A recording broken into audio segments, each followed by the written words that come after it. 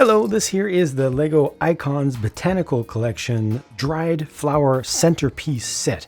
It has 812 pieces, and I built it live over on my Twitch channel.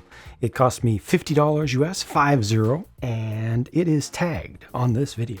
A quick note about the construction, because this is different from any of the other Botanicals line sets to date. It's designed to be on a horizontal surface like this or a vertical surface. So this can be hung. If you look at the underside of it, it has a stack of plates here, and embedded in there are a couple of these specialized hanger pieces. They were introduced for dots in particular, but they're very well secured in there. So you can use 2 screws with appropriate hardware into a wall or something like that to hold the whole thing up. More on this base, because there's actually more than meets the eye a little bit later, but just overall you can see that this is presented almost like a platter. Nice part usage and nice recolors abound in this set. You get a ton of these crown pieces or large cracked egg pieces in the dark tan color. These represent sprigs of wheat. The white version of it down there for what they call a small daisy bud, like a dried daisy bud, with a rock piece in there. It's not a geode, but one of the pieces that was used originally as a gold nugget in the city line, but here it's in a medium nougat color. These are just a bunch of bevel gears. This is intended to represent a stalk of millet, a particular type of millet. I forget the exact name of which plant they were going for this flower here, but these use epaulets in orange. So 3 of them per flower there. And that's a really nice technique. It's really simple, but it works very, very effectively. Note all the interesting colors, and good colors at that, with the use of a lot of olive green, including for these small classic styles of trees. This plant stem element that's relatively new. This just single leaf element here as well. Got some dark orange in here, including a dark orange antenna piece with anti-stud base on it. That's all good stuff. Dark green colored six-ended flower stems in here with all of these cool yellow colored flowers on top. The large Gerbera daisy here is built exactly like the it was very similar to the sunflowers before, and exactly like the ones in the wildflower bouquet that came out at the same time as this, but you just have different colors here. So dark brown for the hat element there in the center, dark red for all of these ore pieces around there. Of course, I got to get right to that, because that is an absolutely perfect rose. You can't do better than that at this scale. That is just immaculate. It's such a simple build. So easy how it goes together.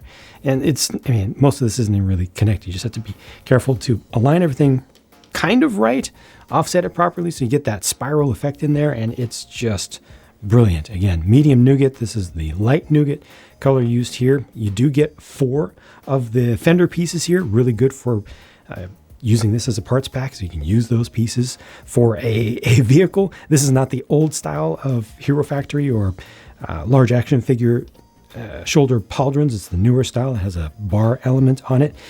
Coming through here, you see more of the dark orange, more of the olive green, the little minion hairpiece redone in, we've had this before actually in that color, in the tan color. Just a regular tan.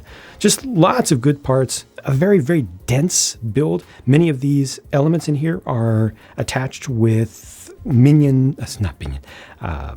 mixels, ball joints. Some of them can be rearranged a little bit. Not all of them, though. Even these pieces, getting these pieces in just a plain dark red, I think that's fairly uncommon. I don't think I've seen those in that color in a while. These are called bladder cherries. There's a very funny thing in the instructions about the use of the dark orange colored version of a pumpkin. It says it's built with a Lego element that is usually used as vegetables, like pumpkins or lanterns. You know, pumpkins and lanterns, 2 very popular varieties of vegetables in Denmark. Probably really good survival food that's commonly stored in bunkers, where you do photo shoots for Lego as well, and reading newspapers while blurred out in the background of things. All in all, this has surpassed my expectations as a build, but there are a few additional features here that you don't see at first. This is a side build, an accessory that can be used with the arrangement in halves. There are two instruction books. One of them has you building this half, the other has you building this half. And instead of putting the two together end to end, you can put them at a 90-degree angle like that to create a different type of display.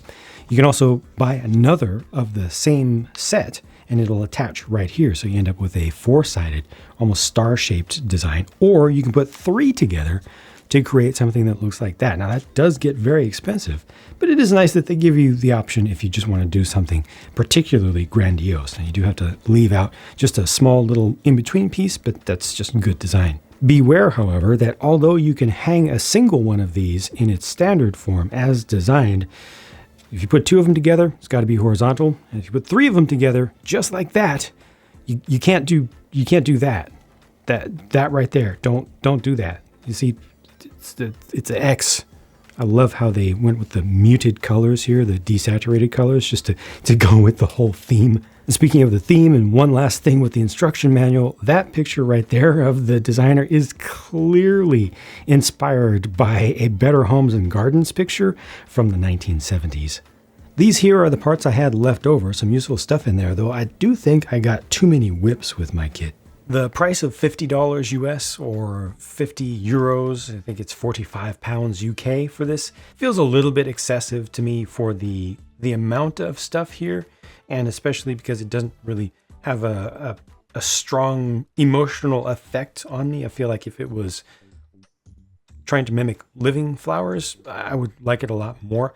But looking at it a little bit more objectively for the amount of stuff that's here, for the amount of building that's involved in putting this together, which helps you to understand what all is actually here, it doesn't seem too far off the mark. I'd love to see this at $40 or so, but honestly at 50, it does not feel like a ripoff to me. It's a phrase that I've used a handful of times recently, but it's how I feel.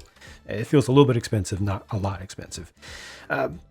Bigger thing about this, whether or not you like the look of it, I think that the building experience and also the handling experience is something that needs to be considered with this. They really, in the marketing, they really push this as something to put on the table or to use at a reception or something. You know, you get a bunch of these and you have a bunch of them built and they're all over the place on different tables and things. This is finicky to handle. It's also finicky, very finicky to put together. This is not the type of thing that you would want to have a bunch of friends and family working on together. Some of them would get very frustrated. A lot of them would lose pieces.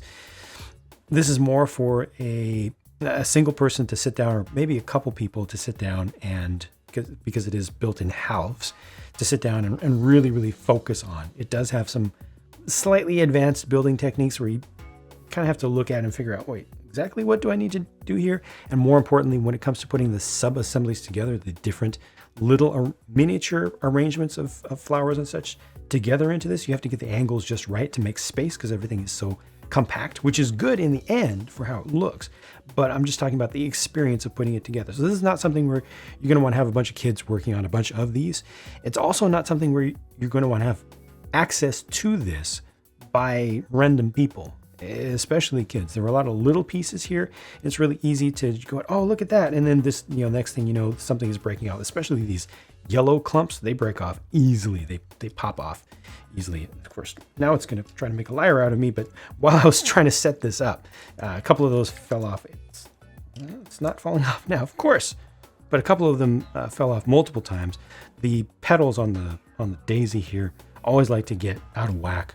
There's just a number of things that are, like I said, finicky about it. So don't expect it to be super durable. Don't expect it to be handleable by especially young folks.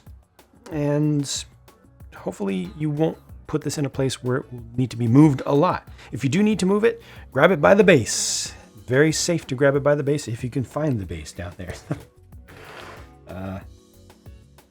Yeah, carefully around there. Shift under here. All right, now we're good. Now I feel comfortable. Before I did that, I didn't feel particularly comfortable. Just things that I thought would be important for you to know if you've only looked at the pictures of the thing. But the end result, as far as how it presents, not my personal favorite.